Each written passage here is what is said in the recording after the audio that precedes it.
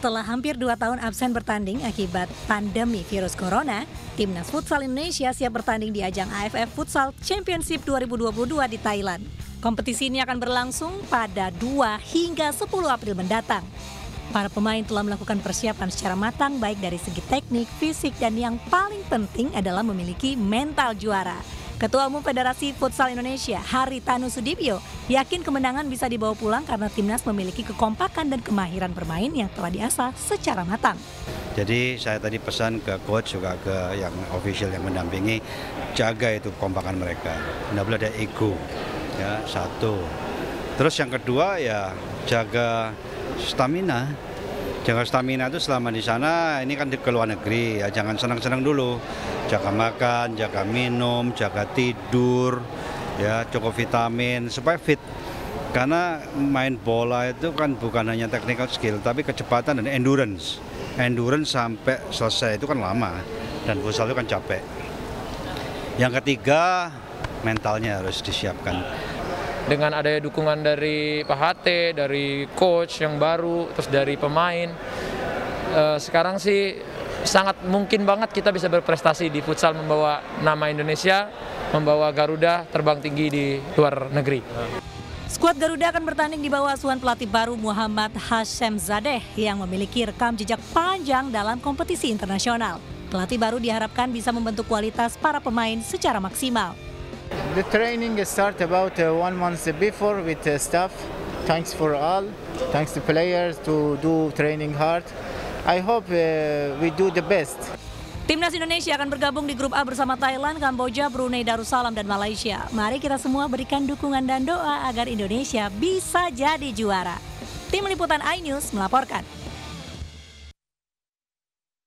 Pemirsa, Majelis Permusyawaratan Rakyat atau MPR menggelar stand-up komedi Rumah Kebangsaan. Hal ini untuk menampung kritik dan saran masyarakat yang disampaikan secara ringan dan mudah diterima.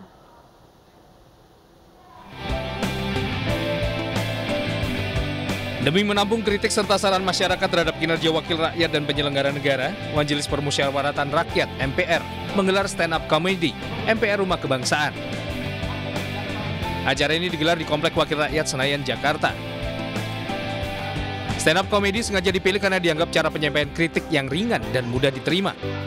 Stand-up komedi ini sebetulnya tujuannya adalah satir, kritik sosial, agar hal-hal yang disampaikan selain menghibur tapi juga menggelitik dan dapat mengingatkan para pihak yang menjadi objek satir atau kritik sosial itu merubah sikapnya dan kembali kepada tugas-tugas biasanya yang dikritikkan adalah para penyelenggara negara atau pejabat negara. Stand-up komedi MPR Rumah Kebangsaan ini diikuti 35 peserta.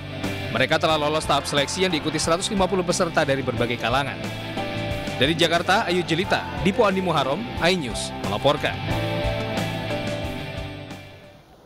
Pemirsa, rekonstruksi pembunuhan yang digelar di Polresta Jambi diwarnai kericuhan. Keluarga korban berusaha menyerang pelaku yang tengah digelandang petugas.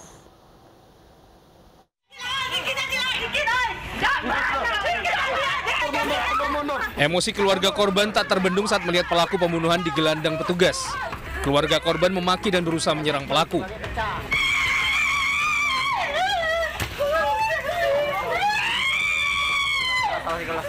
Bahkan istri korban histeris dan nyaris pingsan karena tak kuasa menahan beban emosi. Keluarga harus menenangkan istri korban agar tetap sadar dan sabar.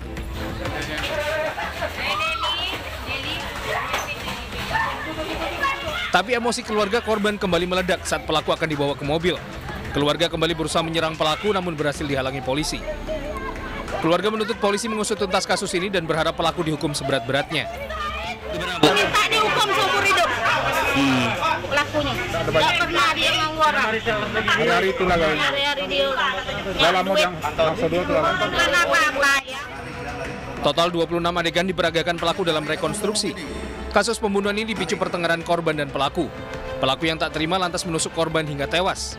Atas perbuatannya, pelaku terancam pasal 338 KUHP tentang pembunuhan dan Undang-Undang Darurat dengan ancaman hukuman di atas 10 tahun penjara. Dari Jambi, Adrianus Susandra, iNews melaporkan.